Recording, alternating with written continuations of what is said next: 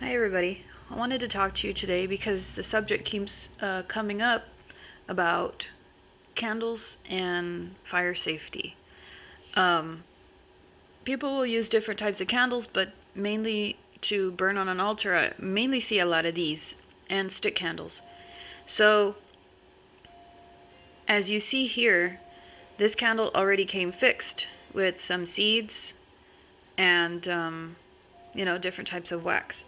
You'll notice that the wick is roughly about 1.5 inches high, and you can see that it barely meets the top of the glass of the candle. This is normal. This is about roughly where you want your wick to be in most cases.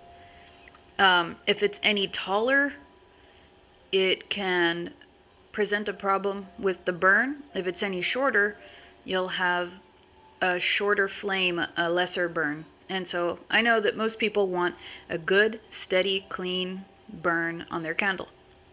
So as soon as I light this, it's going to get the flame a little bit lower, of course, and it's going to start to burn the wax. And as you see, the seeds right there, right by the wick, are going to start to ignite as well. Sometimes these seeds will pop, and those seeds can pop out of the glass and can set anything around the glass on fire. Okay, that's just something you should know. So no matter what kind of candle you burn, you always have to monitor them. Here's another one. It's got a whole lot of fixings in it, and it's pretty, and it might serve its aesthetic function, and the herbs will serve their purpose with what they're used to, what they're used for, their intention. But to me, even though this was a candle that I bought from the store, so it came pre-fixed, to me this is a little much, especially with glitter and everything like that. It's a little much, and it's a little risky in regards to leaving this unattended. Now, see, who knows what's going to happen when these ignite? We don't know. They could pop and fall out of the candle as well, or they could mold themselves to the wick to where the wick doesn't want to burn anymore. It all depends. So if you have a candle like this, just once again monitor it, and maybe you can take a few of these things out. The whole basis behind putting herbs and oils in here is to fuel your petition or your working with the essence and properties of those oils and herbs. That's totally cool. It's been like that since time is time. When the candle is done burning, when it gets to the very bottom, you'll notice that there's a whole lot of burnt soot, and could also possibly contribute to smoky glass.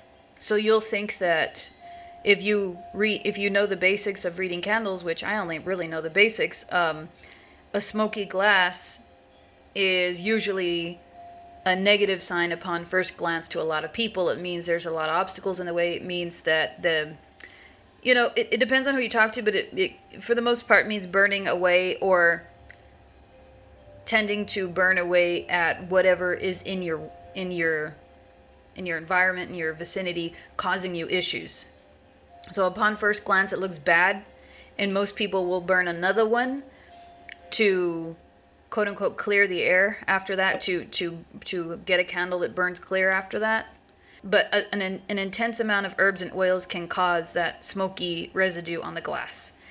So it can confuse people. So we have to think of why these things happen naturally first, before we jump to the spiritual reason as to why they might be happening. Okay. So as you can see, this one, almost entirely black at the top, pretty damn smoky, but you can notice that it's more on one side. See how this side is clear? More on one side than the other, and you might be thinking, well, why'd that happen? If you look, you'll see that the wick, can you see it right there? The wick is positioned entirely to one side. You see that? So what happens is the wick starts to burn close to the side of the glass here and causes a dark smoke. And that starts to create the cloudiness and the dark soot on that side of the glass. What'll happen if it keeps burning that way all the way down is the glass is going to contract and expand, and it's going to eventually break the glass. You'll probably think upon first glance, oh, that's a bad sign, the glass cracking, you know, depends who you talk to, but that's not good, you know. But what actually happened was manufacturer error. The person who created the candle didn't position the wick properly. So even though when you first bought it, it may have looked in the middle, it started to drift to the side. It's kind of your responsibility to put it back in the middle again, so that it can evenly distribute the flame and the heat. This glass is only meant to withstand a certain amount of heat before it breaks. So if you ever notice that your wick is not centered, try to fix it or just use a new candle. Okay? That guy needed to be right in the center. So that's why your glass breaks. That's one of the reasons. So another issue you might have with your glass is that the wick was too short. So you'll notice that your flame is not very high and that it keeps turning off. And the solution to that is you can dig out some wax, like I attempted to do here. But you have to have a certain ratio between wick and wax. So like I showed you in the beginning of the video, how there was about an inch or so of wick being burned. Maybe you might be even comfortable with maybe like 3/4 of a wick being burned as opposed to wax. You'll notice that you'll get a better burn that way. But if you have a tiny little wick with a whole lot of wax, that wax is going to drown the wick and keep turning it off, or the wick is not going to stay burning. So that's another thing to keep in mind. As you can see here, it's mainly black at the top and got clear at the bottom, so to most people that would be indicative of burn another one. By it getting clear at the bottom would mean that most of the obstacles were clear, but just for closure, people will burn another one and make sure that it burns clear. I want to mention a little bit more because I don't want anybody to get hurt. Just be careful what is around your candle. Like you'll see this, for example. This is sitting on wood, flammable, okay? Everything around here is flammable.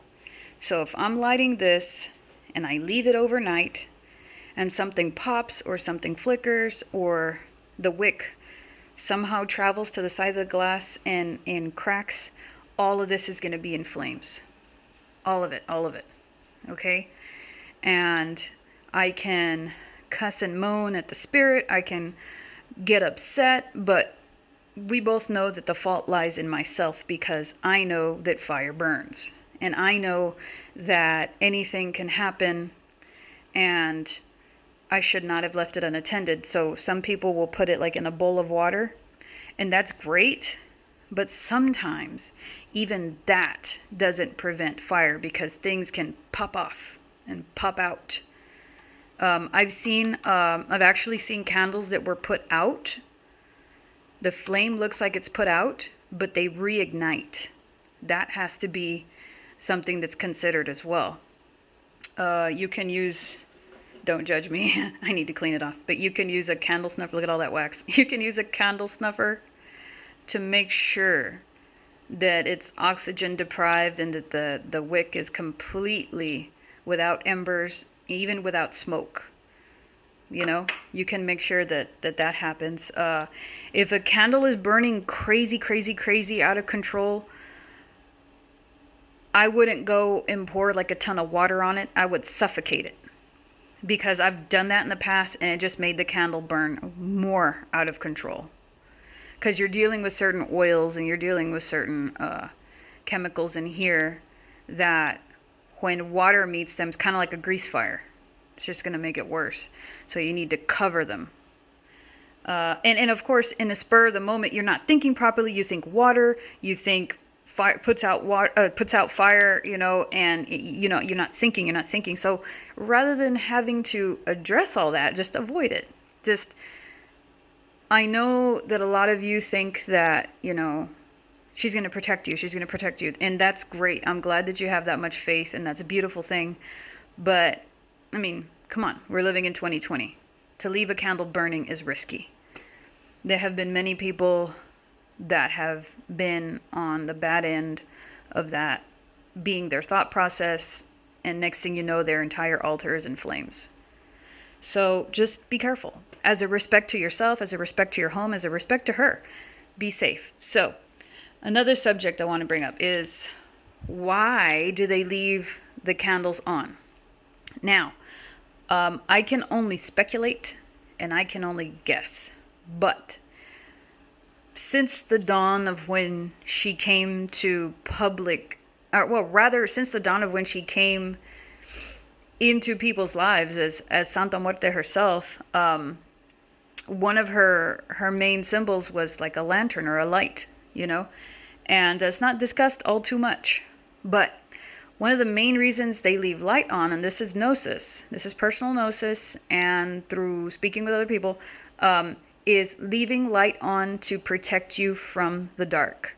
Leaving light on to protect you from the unknown or from dark energies. Light in the dark. Does that make sense? So hence the candle. So we're talking, and that was a general mentality, light on to cast the dark away, and as a sign of respect. So this was, 1700s, roughly. I mean, they worked with what they had. I'm not saying that they didn't have other means of illumination or anything. They did. But as far as on their spiritual space, candles were the most popular item and the most readily available item to use, on their spiritual space. Now you see a lot of people using lights, like Christmas lights. And some people think that that's disrespectful. And if you think about it, it's really not. And if you think about your relationship with her and what a lot of people say, how Christmas lights are tacky. There you go, tacky. The Christmas lights seem tacky, but they're actually doing the same exact thing that the candle would be doing. The candle is definitely a more spiritual tool, yes. Nobody's going to argue that. It's well renowned for being a spiritual tool. But the Christmas lights, the tea lights, the fake little candles, they're all providing illumination, and they're all keeping darkness away. So long, as you're dedicating it to her, okay, this is your tea light, this is your candle, this is your Christmas lights, all of that, then it is a sign of respect, and they're doing the same exact thing. So there are people that want to argue, no, it has to be a candle. But have you questioned why? Why does it have to be a candle? And I'm not saying to change tradition. By all means, light your candles. But you'll notice how some of the altars have adapted, and they have started to incorporate Christmas lights. And I think that that is actually a safer way to serve the same purpose. Now, I'm not saying don't ever light candles on your altar. No. By all means, go for it. It's fun and it's insightful. But don't crucify yourself. If you got to go to bed and you're feeling guilty about leaving a candle on, then turn it off. Turn it off. Another thing that people think is going to happen if they turn their candle off is when it's in the middle of a working, that the working is not going to happen. Well, the only thing that's not going to make your working happen is if spirit intervention tells you no, or if you doubt your spiritual working. The candle is a tool. The candle is not a push button method to make your working happen. It's a mirror. And I've said this a bunch of times in this video. It's a mirror. It's a reflection. It's a tattletale. And the thing that determines your outcome is you. If you start to doubt your work, then yes, it's all going to fall apart. So don't think that by turning off your candle that your working is not going to come to fruition. Once you set your intention out there, and as new agey as that sounds, believe me, I know it does. Once you set it out there, once you thought it, once you spoke it, once you made a deal with a medium spirit, like a spirit that's gonna help you out, it was already out there in the ether, guys. It's already been put out there. It's already in the process of potential manifestation. The moment you thought it, the moment you said it, it's already out there. So the candle, by turning it off, is only going to deter your work if you believe that it deters your work. And I hope that that makes sense. We try not to put so much stress on the tools.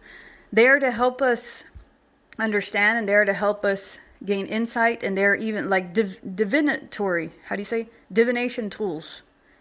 Yeah, they are. They're symbolic. And each thing does have its life force, kind of like animism, like its essence. They do. They do. But if you're trying to make something happen through lighting a candle, by turning it off, like say it's halfway burnt, by turning it off, if you don't feel deterred from manifesting your goal, then turning off the candle is not going to stop the goal from happening. Okay? I just don't want you guys to be so hard on yourselves and doubt yourselves so much because of all the information that's out there.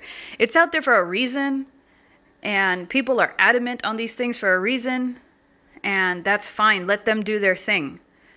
But if you have certain stipulations, you have kids in the house, you have to work at 8 a.m, you don't trust that it won't pop, that it won't burn, then turn it off. It's easy. Just turn it off. And if you understand the concept behind leaving the light on, put up Christmas lights, put up tea lights, put up, things that light up, anything that's going to be like a beacon of light on your altar. It's all symbolic, guys. Every single bit of it is symbolic. People tend to forget that. We get quite literal. And spirituality is not something that we can necessarily even really define. It's a theory. It's a concept. It's the unknown. It's the hidden. It's the occult. That's what the occult means. So that's about it. That's all I wanted to share with you guys today. I just didn't want you guys to feel so hard on yourselves about the candles and feel so hard on yourselves about the lights and how your candles burn and stuff like that. I'm no expert or nothing. But I just don't want you guys feeling so guilty about something that should be seen as a tool rather than a manifester of destinies. Okay? All right, guys. I'll talk to you later. Have a good day.